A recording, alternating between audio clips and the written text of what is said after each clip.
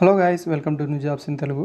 Friends, ఈ వీడియోలో Telangana state నుంచి అయితే ఐటీ అడ్మిషన్కి అనేది సీట్ అలాట్మెంట్ వివరాలతో పాటు మీరు ఎప్పుడు జాయిన్ అవ్వాలి, ఎప్పుడు వరకు జాయిన్ అవ్వాలి, సెకండ్ ఫేజ్ ఉంటుందా లేదా, మిగతా ప్రాసెస్ క్లారిటీగా ఇక్కడ చెప్పే ప్రయత్నం అయితే చేస్తానండి. అండ్ గైస్, వీడియో వస్తే లైక్ అనేది చేయండి, అదేవిధంగా సబ్స్క్రైబ్ చేసుకోండి. ఈ వీడియోకి అయితే నేను ఒక 100 లైక్స్ అయితే ఎక్స్పెక్ట్ అనేది చేస్తున్నాను. దయచేసి సబ్స్క్రైబ్ అనేది చేసుకోండి.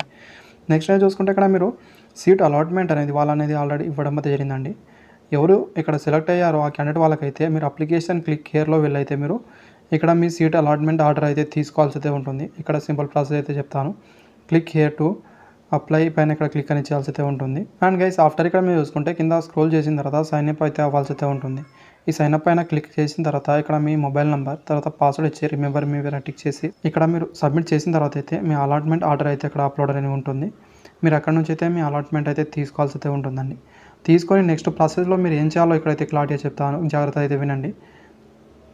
మీ అన్ని డాక్యుమెంట్ తీసుకొని అయితే మీరు జూలై 6 లోపు అయితే వెళ్ళైతే మీరు మీకు ఎక్కడ కాలేజ్లో సీట్ వచ్చిందో అక్కడ వెళ్ళైతే మీరు జాయిన్ అవ్వాల్సి అయితే ఉంటుందండి.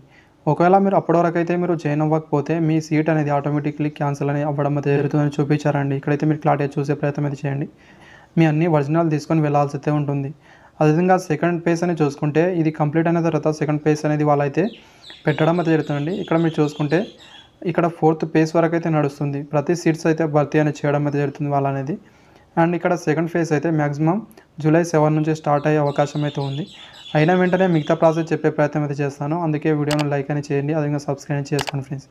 సబ్స్క్రైబ్ చేసుకుంటే నెక్స్ట్ అనేది మీకు అప్డేట్ అనేది వెంటనే వస్తుంది కాబట్టి మీరు సబ్స్క్రైబ్ చేసుకొని పెట్టుకోండి. Thank you.